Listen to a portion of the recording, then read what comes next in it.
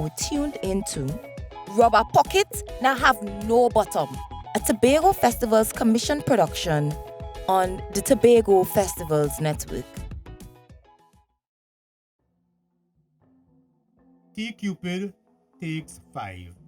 We are in the station and 0121280 Officer Westwind leads the investigation. Not even an inclination? Not in the slightest? For the 100th time, I don't know where Malcolm is. Let's try this again. Please state your name and age for the recording. We don't have to keep doing that, you know. The recording's still on and nothing can change. You made me do that like 5 times already. Miss Cupid, I choose to do it again.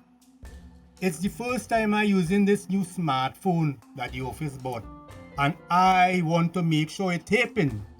I told them already, I'd rather use cassette, but they outvoted me. Anyway, failure to comply insinuates... My name is Tamaya Cupid and I'm 21 years of age. Thank you. So, Miss Cupid, when did you steal Mr. Frank's boat engine? Wait. I didn't steal anything, you know. I don't know what you're talking about. I'm asking you again. You sure you didn't know where the engine was? My boy, Mal, look, I had no idea, not in the slightest. You're showing hesitancy, Miss Cupid. Lying will be taken as an attempt to provoke the course of justice, eh? You understand? Good. Isn't it true that Malcolm is a known old thief in the community? Alleged.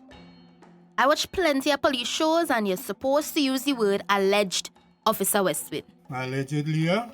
So your relationship with him makes you somewhat of an accomplice to this crime. Therefore, you should be charged as such. You look like the type of girl that go do anything to see that she man stay out of summer, right? Around, you look like privilege unpacked. The way your lipstick lie down on your lip and your earring hanging in midair. All the characteristics of an enabler. Are you enabling appetitive, Miss Cupid? What? That makes no sense whatsoever.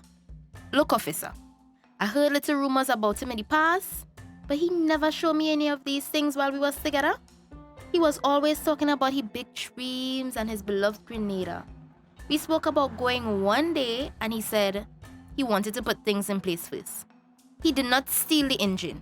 Matter of fact, Frank lent him the boat many times. You ever see Frank's engine before? Well, duh. Malcolm carried me out on a date on that same boat. And where was the engine in question? Well, it was on the boat. It's obvious the engine was on the boat in order for me to go for a drive on it, officer. Ah, I see. Okay. Tell me the details of that day, Miss Cupid. Malcolm lifted me onto the boat, and his strong grip... Whoa. You don't have to be that descriptive. I just want to know what go on. Was I wrong? What all you do? You get that? Well, Malcolm was going at high speed. I remember feeling the breeze blowing in my face and seeing silhouettes of fishermen on the bay trying to bring in their catch. The breeze was unbearable and Malcolm wrapped his arms around me from behind. What else you saw, Miss Cupid? The closer we got to the shore, the clearer the silhouette was getting.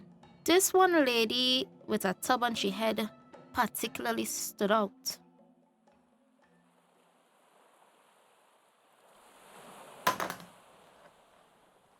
I have some clothes to wash.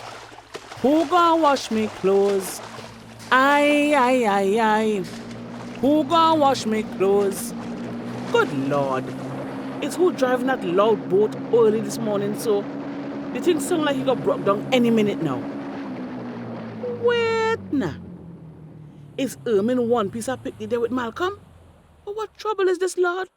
Oh gosh, they're coming out the boat. Where you taking me now, Mal? Gosh, come back, gyal. Oh gosh, listen, just close your eyes and hold my hand. Open your eyes now. All this food and wine and thing for me? Anything for you, baby. Anything for you. You deserve the world. One day, we gonna have our own boat. I gonna call it MT. We initials now. Or I might just put in your name. So anytime I go back Grenada to check grams, you gonna be there too. Or I could just go with you, Mal. Duh. Well, yeah, that too. I gonna love to carry you, you know. Oh gosh, I've not seen them good here. You hearing that? Stay behind me, eh? Who they? I say who they? Oh, yes. But I'm waiting for you here, baby. You know how long? Eh? You're making me feel like you ain't coming again. Don't do me that now. Eh? Auntie Lucy? Hold on, Carl. Tamaya, is you there? But what you doing out here so early, child? And you with company too? What you doing here so early, Auntie? Hold on, Carl. But Tamaya, and I talk to you about questioning big people? And two, besides, you know better than anybody that I does my washing early in the morning. I know, Auntie. But I never see you on this side of the bay before. So what it is? You is police now? Because you get man now, you think you have a right to ask a big woman like me my whereabouts? You don't have to tell she should get man, you know. I'm not talking to you, sir. Look, I ain't looking for no trouble, eh? I could go back to my call now. I see you and you ain't see me. All right, Aunt. Come, babes, let me go. Yes, Carl. Imagine I say I will arrange this thing for you. You see? What call she on? You wasn't on no call, Tanty. You was following away and Mako in the conversation. Is snitch you want to snitch, lady? Eh? Answer me. There's only one set of gossip and news you like to carry, like people paying you to do that. Look, if you call up with name in your mouth, you're going to know where barley grow, eh? So, you threatening all people now? Look, just keep this between us. That's all he meant, Auntie. Malcolm, let me go now. We have an understanding. I hope so. You just come here and jumping me drives there. That's nothing, babe. You still make me feel special. Where we was again?